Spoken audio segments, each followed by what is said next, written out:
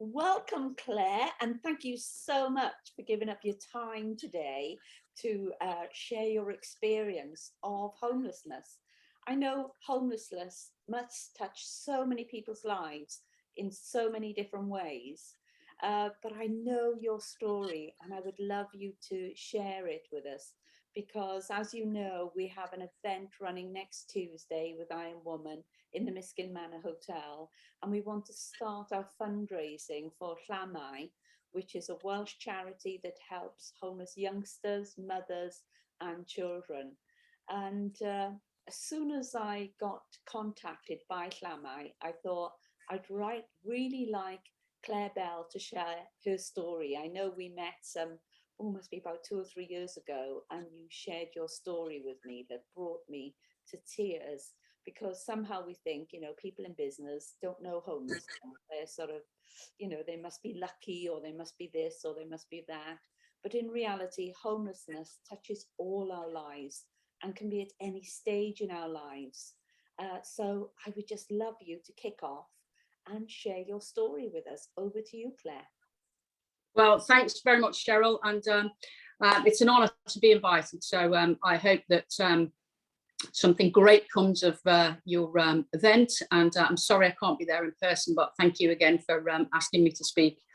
So I like many women in life, that I've got a fabric of stories to tell, and I'd say that mine has had a peak and trough of both good and bad throughout my life. And back in 2016, the wheels completely fell off my life. I was in a same-sex marriage with a very young son, and I'd concentrated all of my efforts into business and really taken my eye off the ball when it came to family life. And well, let's face it, we don't come into the world as a parent with a manual of how to be the perfect parent. And I think that looking at the way that I was a partner and a parent, I probably got all of those dynamics wrong. A lot of learnt behaviour, thinking that it was my responsibility to keep everything afloat. And what happened was that, cut a long story short, my partner traded me in for a younger model. And at the time, that really impacted my life. I remember at one stage when my son was 2, I was working in the cabin in the garden and saw him walk up the garden, and I was so stressed with everything in business and trying to keep life afloat that I just looked at him and my ex-partner and thought, what the hell do they want now? And I just got all the dynamics wrong. Anyway, the situation was that at this stage in life, my son was 2.5, coming up to 3 when we split up, and I wanted to spend some time with him before we went to school, and that was the setup that myself and my ex-partner got. She'd have the first few years with him, and then I'd go on and have some time with him before he went to school. And as we split up, that was no longer a possibility. And so that was the only time that I really didn't want to give up on having that time before he went to school. And as the wheels of emotion were falling off my life, I wondered what the hell was going to happen. The house was going to be, having to be sold, and my business was failing. My relationships had obviously failed. I was a parent with a lost compass. Well, what I decided to do was just, whatever happened, I was going to take that next 9 months off. That was the end of 2016. Will was due to go to school in 2017, and to nursery. Sorry, I decided to take that next 9 months off. I didn't know how I was going to cope. I didn't know what was going to happen, but I was having that time with him. I got to a stage where one of us had to leave the home, and for a while I sofa surfed and was going back home or going back to the home to try and make things work, and it didn't. And I found myself broke, homeless, and thankfully with a very good group of people that would at times give me places to stay, I did people's houses up that were in bad state of repair, let's say. That's how I got into property. As a result of, I was looking through some pictures the other day where I was living literally on a blow-up mattress on the floor for 4 months, and I was going back to the house to see my son on a daily basis and putting him to bed, and he didn't really know what was happening, and I was going off and doing up this house in the night time and sleeping on a blow-up mattress on the floor. That happened over 2.5 years or so, where I didn't have a place to stay. I was literally just going from one place to the next place to try and get some work behind me, get some money behind me, and literally find my feet again, because I was completely and utterly lost. And I'd say around about the end of 2017, the beginning of 2018, I would say that I definitely had an awakening. I realised that there was many things in life that I was getting completely and utterly wrong, and this was rolling back to issues that had happened in childhood. And so I stopped, and I realised that I needed to start doing some internal work. Anyway, cut a long story short, we decided to sell off the former family home, and I came out with some money in 2019. So from the end of 2016 to 2019 was the period in which I was properly homeless. And when that happened in 2019, I used that money to invest in assets, and I started to invest in property. What I did was I took myself back to school and learned about wealth, learned about financial wealth. I learned about personal wealth. I learned about health wealth, anything that was wealth that could bring a positive contribution to my life and to my son's life. And it was probably the best money I've ever invested. I stuck it on a credit card. I didn't know how I was going to pay for it, but it actually paid for itself. So the main thing that I invested that money in was property. And I started to buy property with the small amounts, and I was buying them. I'm based mainly over in East Kent, but as you know, I spent time in the West and in Wales. And I was also looking at property in the Midlands, where I'm originally from. And I was traveling the length and the breadth of the country with no money, and trying to find the best investments for my money that would bring me the best returns. And this really was literally from going back to school and understanding how to work money. I realized that I had no clue on the whole background of money in itself. And can we go back a bit? Yeah, I would like to understand, and I'd really like whoever's watching us to understand, what did it feel like being homeless, almost feeling that you'd almost stepped out and off of almost like a normal way of living? How did it actually feel to know that you would be going home and sofa surfing, that there wasn't this home around you that would give you that stability, or that almost like home address to get a job from, or someone to buy your clothes, or the space you could call your own? What did it really feel like to be sat in that space? At the beginning, it was absolutely soul destroying. It crushed me completely. I was very, very desperate at that stage in my life. There's no bones about it. I had feelings and very, very direct thoughts about just thinking, is it all worth it? Shall I carry on? And it really was the fact that my son had no part to play in this of any negativity, and why should I drag him through that? And he was my primary focus.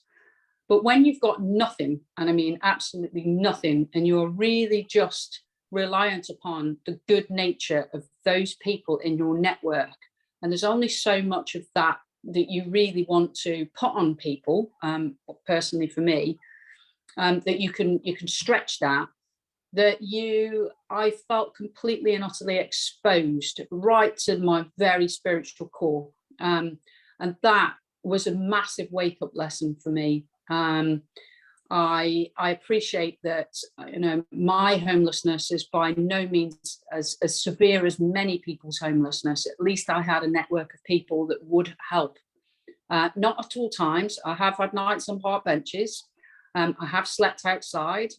And I was welcomed by a community outside as well. So I think that as long as you have some kind of direction within you, you will vibrate at a level that people will come forward and will support you. And as time went through, actually, I realized that being completely exposed gave me an opportunity to do some real deep inner work.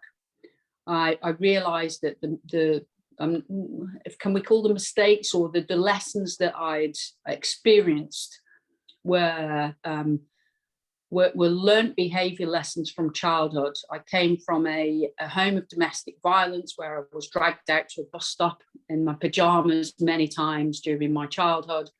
And, when you think about those things, you think there's always a connection there. And so I actually found real benefit from being totally and utterly vulnerably exposed as an adult. And the more that I started to think on my feet and think about where am I going to be in this next week, and how is this going to work, the more creative I became. And as I became stronger, the more determined and focused I became. The focus, really, the underlying focus was my son. And I wanted to give him a better future than I was experiencing at that stage. And I was trying to protect him from what was going on in my life at that point. And actually, I've sat down and spoken to him at great depth about it since, in the context of an 8-year-old. And he has, he's found some value in that. He asks me questions about it. And I don't want him to go through life thinking that life was a bed of roses. I want him to know the challenges that are potentially out there, and how to navigate life, that potentially it will never happen to him. And actually, through a set of circumstances, right the way up to the end of November, I found myself homeless again for 2 weeks. But this time it was very different, because I've now become, fast forward, I've now got to a stage of financial wealth and financial freedom. And I'm not quite in that space where I was back in 2016, 2017. And thankfully, I'm now in a position where I managed to check into a hotel for a few weeks. And that's not to, it might sound bragging almost, and it's not. I thanked my lucky stars every single night that I was able to check into that hotel, that I'd had that journey. That journey was super, super valuable for me, and super, super rewarding in a way of growth. And that I never, ever want to be back there again. But if I am, I know what to do. Were there any particular techniques you could share with us? And it could be, there is somebody at the moment having to perhaps reevaluate their lives, or finds themselves in a similar position, or just have reached a crisis point. Were there any particular techniques you used that you now reflect back on and thought, wow, that changed my life, getting through that? Yeah. I think that the technique for me was that I kept saying to myself, it's not that bad. It's not that bad. It's not that bad. And my mantra is that we can get through this. We can get through this. And I didn't really have much in my box of tools at that stage, because I was completely, I was just burnt out emotionally, mentally, physically. But I kept those affirmations I'm going to get better. This is going to get better. I am working towards a better future. And that is literally, and as a friend of mine, one that was very, very supportive, and she was working out of the area on odd occasions and would let me stay at her house with my son. I used to, she's a very stoical woman, and I was just so grateful for her that she was around me at the time. And she always say to me, she'd say, this is a bit like what's his name, the guy, oh come on, I can't think of his name. You're gonna have to help me out here, Cheryl. Please, sir, can I have some more? What's the film? Oliver. And what's Oliver's sidekick, the kid in the street that always I can't think of the character. John shows. Well, I don't know what's coming to mind. Yeah, I know. Yeah, well, anyway, come to that film. It was the kid on the street, the dirty kid that was Oliver's kind of sidekick, that always was wily and on his feet. My friend said to me, she said, you know what, I look at you, she said, you're this kid that comes from a council estate in the north. And she said, it doesn't matter what life throws at you, you're going to come out the other side. And you may feel like the world has, opened up and swallowed you into it at the moment. But if I know you are, I know you, you're going to get out of this. And that's what I focused on. I kept focusing on listening to her, Northern Irish accent telling me, you're going to get out of this. So it was those little things, Cheryl. That's what got me through. And of course, you've almost gone from park bench to riches, because to start with, you found that richness in you, but also you've actually been able to develop a lot of financial wealth. And now you help other people to do the same. So can you take us through this, stepping stone from the park bench, then into perhaps your first home? What was that journey, sort of moving on from park bench to then becoming seriously rich? Okay. So this has all happened very quickly in the last 4 or 5 years. And so that park bench went from, as I alluded to before, was going back to school and accepting that I knew nothing about money. And I think that is has to be the first part of the journey to understanding money. And I mean the real history of money, the value of money. We're pressurized in this fear around money. And actually, if those people that really learn about money, the true understanding of money it has very, very little value. But it's the fear that comes with what we're programmed by the system to understand. And once we get to a stage where we think we can't pay our bills and we can't put this over our, a roof over our head and this, that, and the other, we go into this flat out tailspin as a human being. And really, that was such a valuable lesson for me to understand that, and understand actually that there's a lot of fear in the system. And if you understand the system, and it's all about education, and I cannot labor enough about that, understanding the system and navigating the system, I think there would be a lot of people that wouldn't quite be in a homeless position if they educated themselves around this. And when I'm saying about education around this, it's not about studying for hours and hours and hours or going back to night school or anything like this. There are so many parts and pieces of material that are available to us on the likes of YouTube that can just offer snippets of education to make you think about the way in which the world works. That's the kind of education I'm talking about, real basic education. And that's really where that first bit of that journey started, and thinking that, it's not, this is scary, but it's not going to control my whole being. It's not. I need to find a way of getting control of it and moving forward. And then learning basically how I could protect almost my credit file without it going into such an adverse position, and spending time understanding that. and then working out how the financial market worked around property, and how I could access property at less than market value through contacts. And that really came down to knocking on doors and talking to people and trying to buy property that was below market value that we could add value to. And the way that that works is that you make money on a property at the point that you buy it. And so there's some fat on the chop, really, before you do anything with it. And so the first property that I bought was an absolute ramshackle of a property.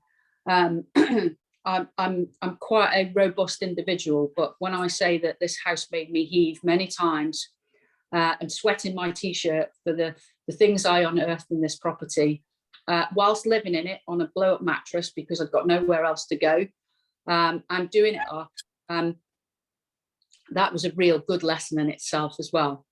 And so I basically, my model is purchase below market value, add value to it by refurbishing the property. And the first property I did, and subsequent ones afterwards, I managed to get credit. And I'm not saying this works for everybody. This is the model that I worked by, and I worked solidly with it, and I religiously followed this letter of this practice to the law. And so I purchased, I added value by refurbishment.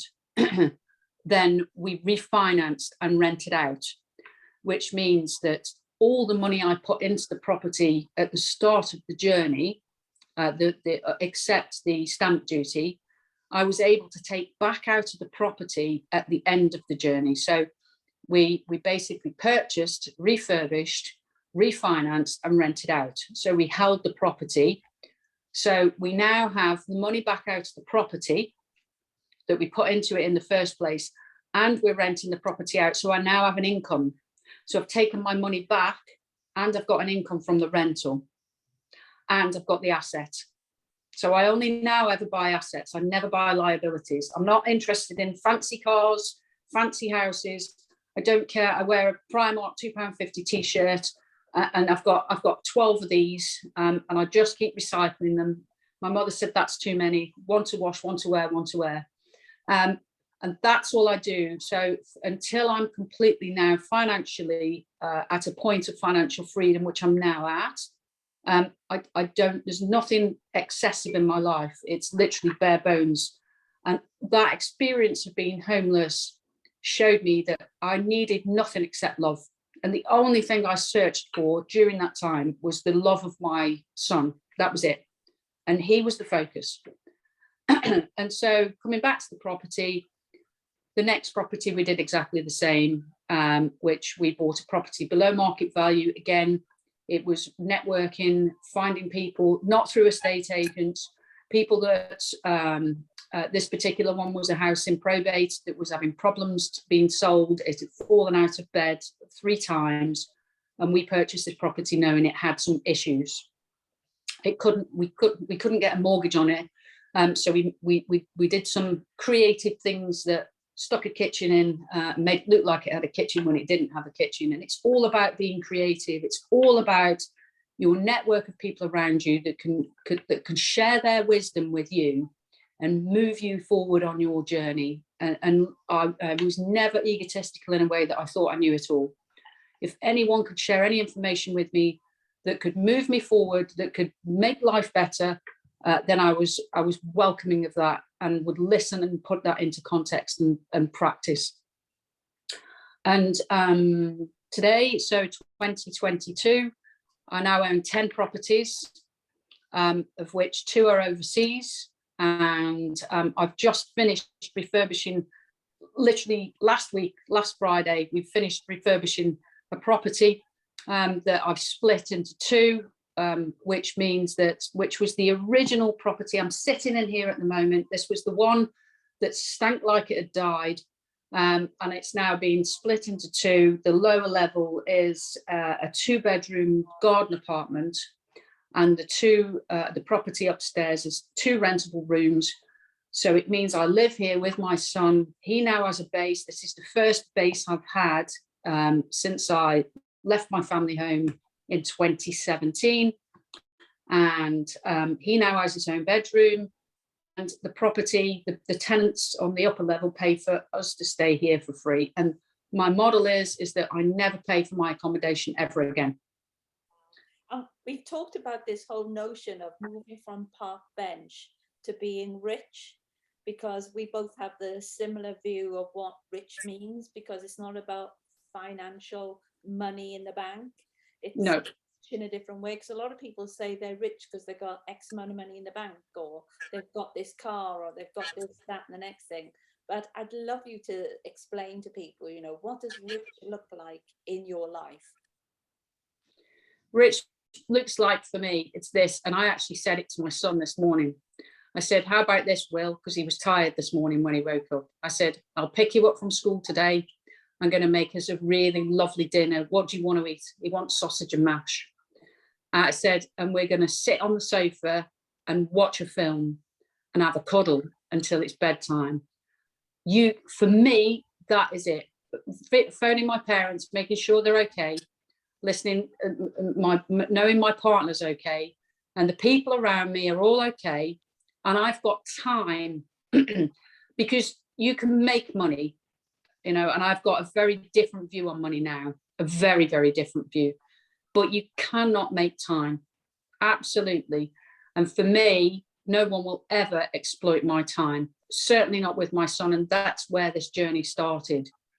That when, you know, I had this, I'm going to call it a deal with my ex-partner, that she was going to have the first few years with Will before he went to school. And I worked my socks off. I got things wrong.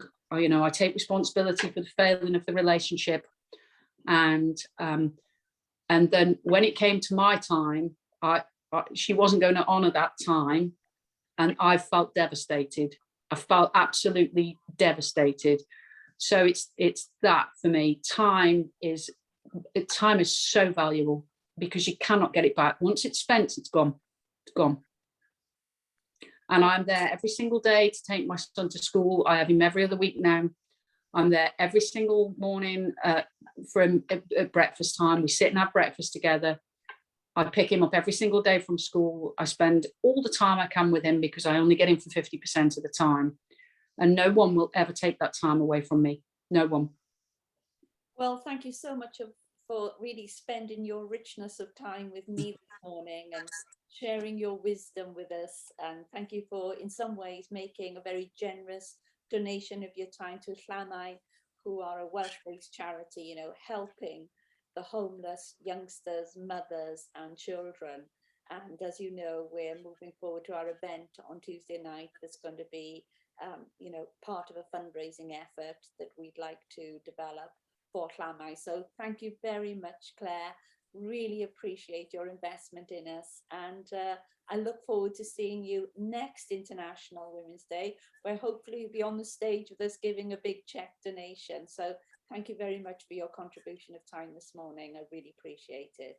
It's my absolute pleasure. And I'd like to say as well, Cheryl, that if there is anybody that I can help, and anybody wants to pick up the phone to me, please do share my details. You know, it's about sharing that knowledge and wisdom and understanding. And if there's anybody that I can help to go on a journey and help them through their journey, then I've got more time to share. Anybody that needs help. Thank you so much. Thank you. Okay, enjoy the rest of your day, Claire. And thank you. okay, bye-bye now. Bye-bye. Bye. Bye.